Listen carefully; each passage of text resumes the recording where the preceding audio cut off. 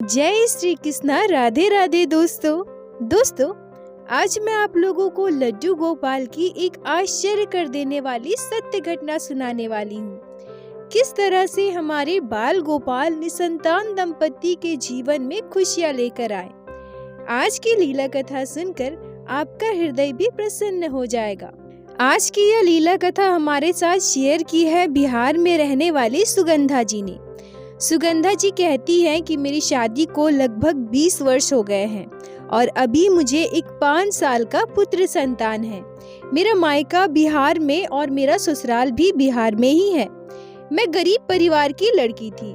मेरे मायके में मेरे मम्मी पापा और हम 3 बहनें थे। मैं जब मात्र 14 साल की थी तो उसी समय मेरे पिताजी ने मेरी शादी कर दी थी। शादी के बाद जब मैं अपने ससुराल आई तो मैं देखी कि जैसा मेरा मायके का माहौल था, मायके का हाल था, मेरे ससुराल का भी बिल्कुल वैसा ही था। मेरे ससुराल वाले भी गरीब थे। मेरे ससुर जी, मेरे जेठ जी और मेरे हस्बैंड सभी मजदूरी का काम करते थे। बिहार में अधिकतर लोग खेती बाड़ी करके ही अपना गुजर बसर करते हैं, परंतु हमारे घर ज्यादा खेती भी नहीं थी। खुद का खेत खलिहान भी ज्यादा नहीं था। हम दूसरों का खेत ही जोता करते थे। मैं भगवान श्री कृष्ण की भक्त थी। मेरे पास भगवान श्री कृष्ण के बाल स्वरूप का एक सुंदर सा चित्रपट था। शादी के बाद जब मैं अपने ससुराल आई और यहाँ की स्थिति देखी, फिर भी मुझे बुरा नहीं लगा, क्योंकि मुझे पता था कि मेरे पापा गरीब हैं। ज्यादा अमीर घर में मेरी शादी नहीं कर सकते थे। मेरे पापा मेरी शादी में ज्यादा सामान नहीं दे पाए, ना ही ज्यादा दहेज दे पाए। इसी कारण मुझे अपने ससुराल में बहुत बात सुनना पड़ता था। मेरी सासू माँ, मेरे ससुर जी, मेरे जेठ, मेरे जेठानी जी सभी मुझ पर यातनाएं करते थे। मेरी सासू माँ और जेठानी जी दिन भर घर में बैठी रहती थी और मुझसे हर एक काम करवाती थी। मैं चुपचाप रोते हुए उनका हर एक बात मानती थी। लेकिन मेरे जीवन में मुसीबतें तो तब ज्यादा बढ़ गई जब मेरी शादी के 5 साल के बाद भी मुझे कोई संतान नहीं हुआ। अब मुझे हमेशा बांझ होने का ताना दिया जाता था। बात बात पर मेरी सासू माँ, मेरी जेठानी जी मुझे बांझ कहकर रुलाती थी। जब भी मेरे मायके से मेरे पापा आते थे तब उनके सामने भी मुझे यही बात सुनना पड़ता था कि आपकी बेटी को संतान नहीं हो रहे हैं, आप इसे लेकर चले जाइए, हम अपने बेटे की दूसरी शादी करेंगे। पर मैं भी एक जिद पर अड़ी थी कि मैं अपना घर छोड़कर कहीं नहीं जाऊंगी। मैं अपने मायके वालों को भी मना कर दी थी कि आप लोग हमारे घर मत आइए, क्योंकि मुझे पता था कि जब भी वो लोग हमारे घर आएंगे, घर में अशांति होगी, कलेश होगा। इतनी यातनाएं मिलने के बाद भी मैं ससुराल में बस इसलिए रह पाती थी क्योंकि मेरे पति बहुत अच्छे थे। वो मुझसे बहुत प्यार करते थे। जब मेरी सासू माँ, मेरे ससुर जी, जेठ जी, जेठानी जी मेरे हस्बैंड से दूसरे शादी के लिए जबरदस्ती करने लगे, तब मेरे हस्बैंड ने उन्हें साफ कह दिया था कि सुगंधा के अलावा मैं किसी और को अपनी पत्नी नहीं बना सकता। अगर बच्चे नहीं हो रहे हैं तो इसमें अकेले सुगंधा की गलती नहीं है। हो सकता है मुझ में कोई कमी हो। इस बात के लिए मैं कभी भी सुगंधा को छोड़ नहीं सकता। सुगंधा जी कहती है कि हमारे बिहार में घर घर की यही कहानी है कि गरीब होने के कारण हमारे यहाँ के पुरुष दूसरे राज्य में, दूसरे शहर में काम करने जाते हैं। यह घटना आज से लगभग 17-18 साल पुरानी है। उस समय मेरे पति गांव के कुछ लोगों के साथ गुजरात काम करने के लिए गए। अब मैं अपने ससुराल में बिल्कुल अकेली हो गई थी। जब मेरे हस्बैंड घर पे होते थे तब मैं अपने हस्बैंड को अपने सासू माँ और अपने जेठानी जी के द्वारा किए गए अत्याचार को बताती थी, तो मेरे हस्बैंड इस बारे में अपनी मम्मी और भाभी से बात भी करते थे। पर अब उनके जाने के बाद मेरा कोई भी नहीं था। मैं चुपचाप अपने ससुराल वाले की हर अत्याचार को सहकर रहती थी।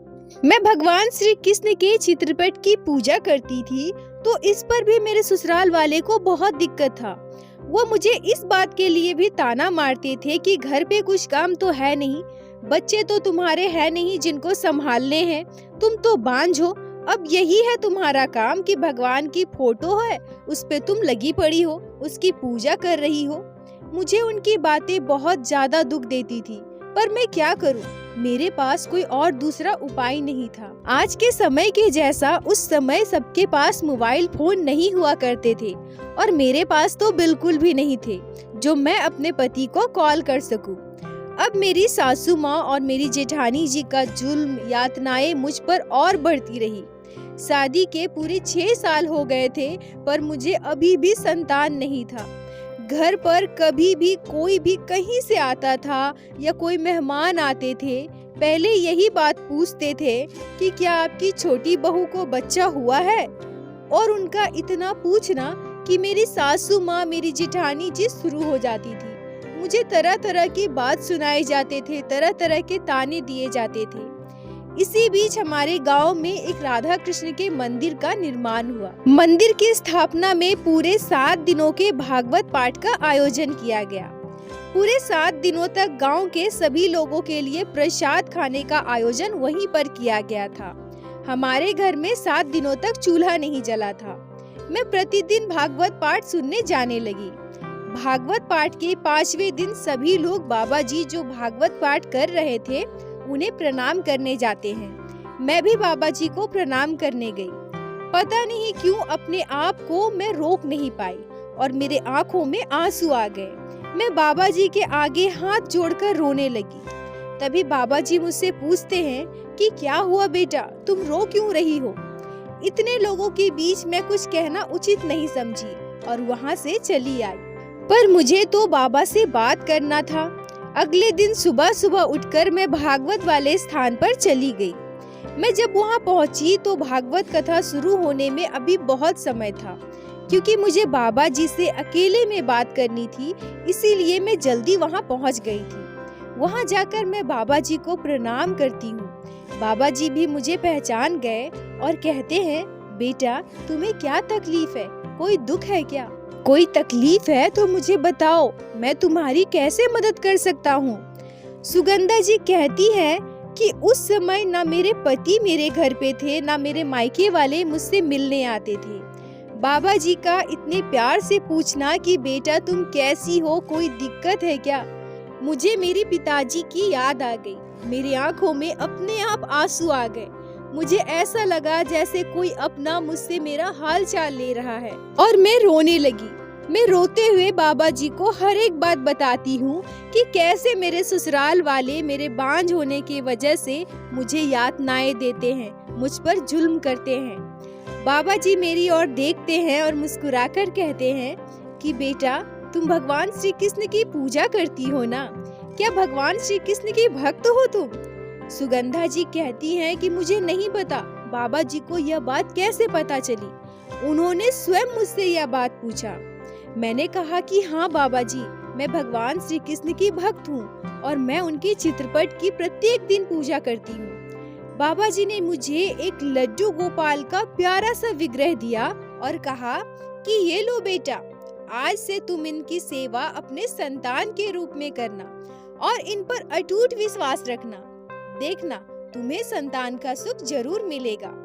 यह कहकर बाबा जी ने मुझे प्यारे से छोटे से लड्डू गोपाल का विग्रह दिया और साथ ही साथ मुझे लड्डू गोपाल की सेवा की पूरी विधि समझा दी। मैं खुशी खुशी लड्डू गोपाल को अपने घर ले आई और उसी दिन से लड्डू गोपाल की सेवा बहुत ही प्यार से करने लगी।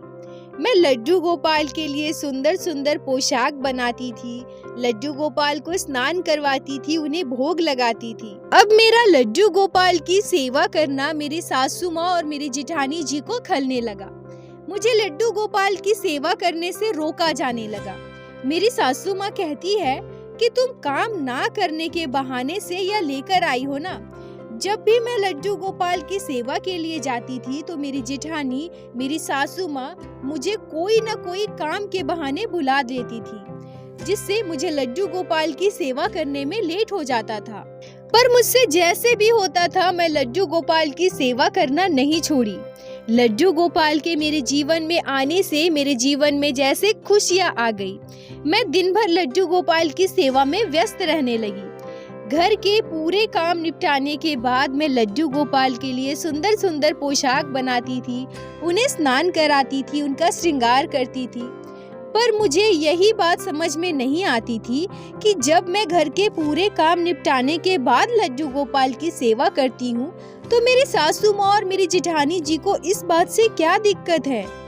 सुरेना जी कहती हैं कि हमारे बिहार के लोगों को लड्डू गोपाल की सेवा के बारे में ज्यादा कुछ पता नहीं है, या यूं कहूँ तो किसी के घर में लड्डू गोपाल की सेवा होती ही नहीं है।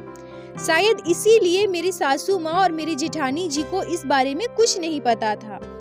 उन्हें तो यही लगता था कि जैसे भगवान की बाकी मूर्तियाँ होती हैं वैसे ही लड्डू गोपाल है। लगभग 4 महीने के बाद मेरे हस्बैंड घर आते हैं।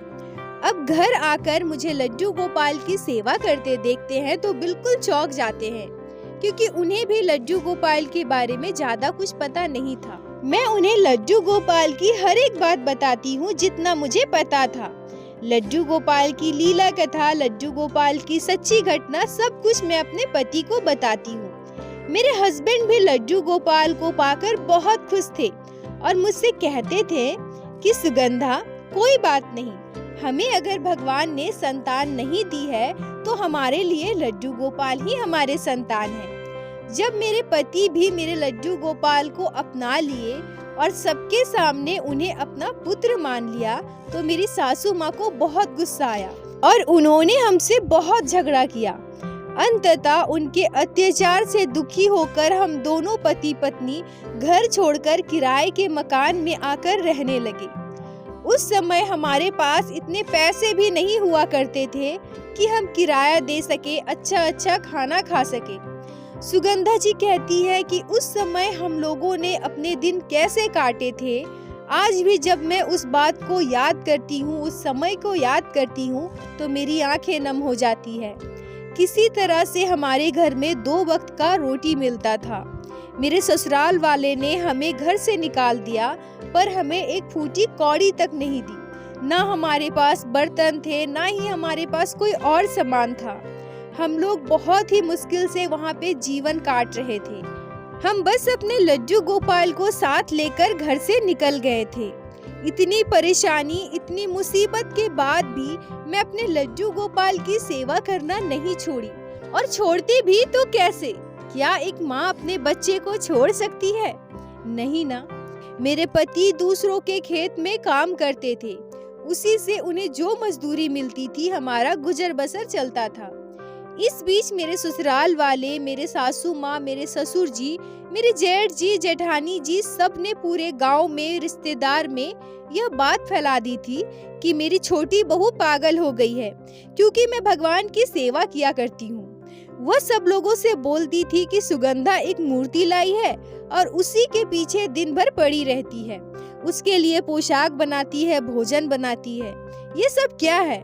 ये तो हमने पहले कभी नहीं देखा था। सुगंधा जी कहती हैं कि इतनी बातें सुनने के बाद भी हमें कोई फर्क नहीं पड़ता था, जिसे जो बोलना है बोलते रहे, क्योंकि मुझे अपने बाल गोपाल पे पूरा भरोसा है। इसलिए हम किसी की बात पर ध्यान नहीं देते थे, भगवान की भक्ति श्रद्धा में लीन रहते थे। इसी बीच हमारे जीवन में एक ऐसी घटना घटी जिसने हमारे जीवन को पूरी तरह से बदल कर रख दिया। रात को आश्चर्य कर देने वाला सपना देखती हूँ। मैं सपने में देखती हूँ कि हमारे गांव में जो राधे कृष्ण की मंदिर बनी है उसके पीछे एक छोटा सा बच्चा जमीन में लेटा हुआ है। बच्चे की सुंदर बहुत ही प्यारी है, पर वो छोटा सा बच्चा लगातार रोए जा रहा है। सपने में इतना देखते ही मैं चौंक कर उठ जाती हूँ। मेरा मन व्याकुल हो जाता है। उस बच्चे का रोता हुआ चेहरा मेरे आंखों के सामने घूम रहा था। मेरे आंखों में आंसू आ जाते हैं। मैं दौड़कर अपने लड्डू गोपाल के पास जाती हूँ और उनसे कहती हूँ कि हे प्रभु, यह आप मुझे क्या संकेत दे रहे हैं? मुझे छोटा सा बच्चा रोता हुआ क्यों दिखाई दे रहा है? यह आपकी कैसी लीला है प्रभु? उस समय रात के लगभग 11:30 बज रहे थे। मैं दोबारा सोने के लिए चली जाती हूँ, पर आश्चर्य की बात तो ये है कि मैं दोबारा जब सोती हूँ तो फिर से वही सपना देखती हूँ। इस बार मैं अपने पति को जगाकर अपने सपने की पूरी बात बताती हूँ। मेरा मन बार बार उस ओर खींच रहा था। मुझे ऐसा लग रहा था कि मुझे एक बार वहाँ जाकर जरूर देखना चाहिए कि सच में क्या कोई बच्चा वहाँ रो रहा है। मेरे पति मुझसे कहते हैं कि इतनी रात को हम कहाँ जाएंगे, सुबह होने दो, हम लोग फिर चलेंगे। पर मेरा मन तो व्याकुल हुए जा रहा था। मुझे लग रहा था कि मैं अभी दौड़कर वहाँ चली जाऊं। मैं अपने पति से कहती हूँ कि नहीं, मुझे अभी जाना है। पर मेरे पति ने मुझे समझाया कि इतनी रात को जाना ठीक नहीं है। अब हम लोग सुबह होने का इंतजार करने लगे। सुबह लगभग 4 बजे मैं और मेरे पति दोनों उस मंदिर की तरफ जाते हैं। जब हम मंदिर में पहुंचते हैं तो वहां मंदिर के बाहर हमें मंदिर के पुजारी जी मिलते हैं, जो हमसे पूछते हैं कि आप लोग इतनी सुबह सुबह यहाँ क्या कर रहे हैं। मैं पुजारी जी को अपने सपने की पूरी बात बताती हूँ तो वह मुझसे कहते हैं कि चलो चलो, मैं भी तुम्हारे साथ चलता हूँ। सुगंधा जी कहती है कि जब हम लोग वहाँ जाकर देखते हैं तो हमारे होश उड़ जाते हैं। सच में वहाँ पर एक छोटा सा बच्चा जो लगभग 15-20 दिनों का रहा होगा, जमीन पर लेटा हुआ है।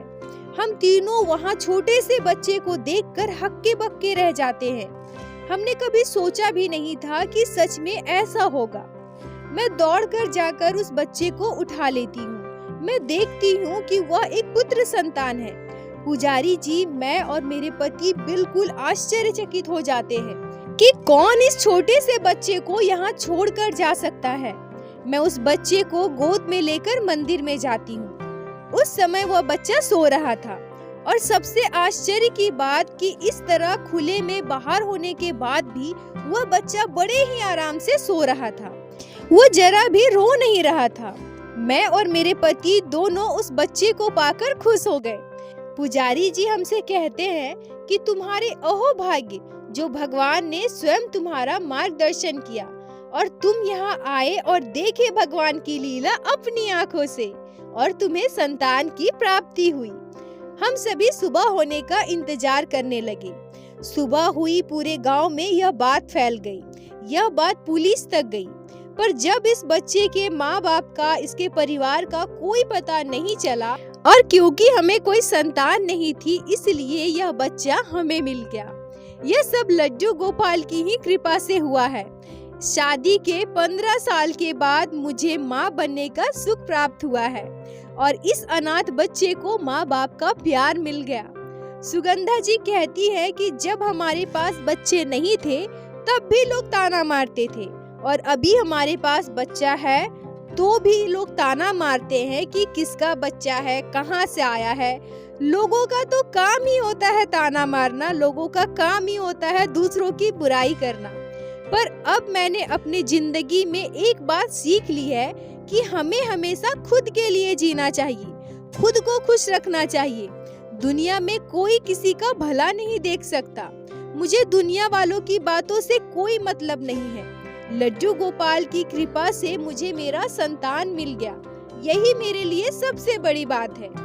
मेरे ससुराल वाले, मेरी सासू माँ, मेरे ससुर जी, मेरे जेठ जी, जेठानी जी अभी तक हमें अपने घर नहीं बुलाए हैं, ना ही हमारे बच्चे को उनका हक दिया है। पर हमें इनसे कोई फर्क नहीं पड़ता। अगर लड्डू गोपाल की कृपा रही तो हम सब कुछ खुद ही कर सकते हैं। मैं अपने बेटे को अच्छी शिक्षा देना चाहती हूँ, अच्छा परवरिश देना चाहती हूँ। लड्डू गोपाल के उपहार स्वरूप मुझे मेरा बेटा मिला है। यह मेरे लिए बहुत ही कीमती है। मैं हर कीमत में इसे अच्छी परवरिश दूंगी और इसका ख्याल रखूंगी। सुगंधा जी कहती हैं कि लड्डू गोपाल भक्तों के जीवन में लीलाएं करते रहते हैं, ये तो हमें पता था, पर हमें ये नहीं पता था कि शादी के इतने सालों के बाद भी हम पति पत्नी को माँ बाप होने का सुख मिल सकता है और ये बस लड्डू गोपाल की कृपा से ही हुआ है। अब मेरे जीवन में मेरे 2 पुत्र संतान हैं, मेरे लड्डू गोपाल और दूसरा मेरा बेटा। मैं अपने दोनों बच्चों के साथ बहुत खुश हूँ। सुगंधा जी, आपका बहुत बहुत धन्यवाद जो आपने लड्डू गोपाल की यह अद्भुत लीला कथा हमारे साथ शेयर की, जिसको मैं हमारे चैनल के माध्यम से बाकी सारे भक्तों तक पहुंचा सकी।